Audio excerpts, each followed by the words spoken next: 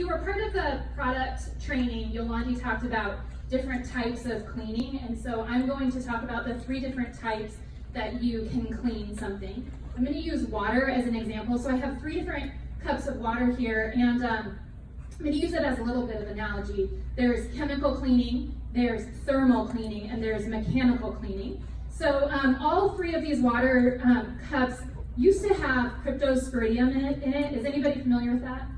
You'd have to be like in the medical field. I only know of it because I have it. It was a parasite, and if you ever have gotten it, you think you're gonna die.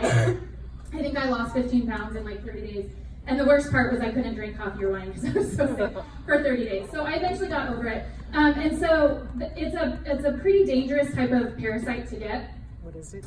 This first glass was thermally cleaned, so I popped it in the microwave and microwaved it till it boiled, and then it's settled down, and now it's good to go. There might be some like dead bodies of cryptosporidium in it, but it's okay.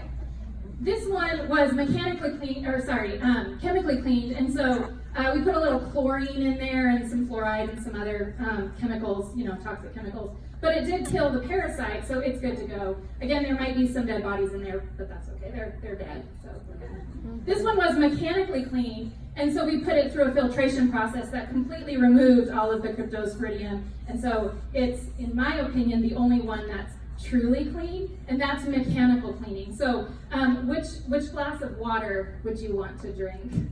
The last one, right?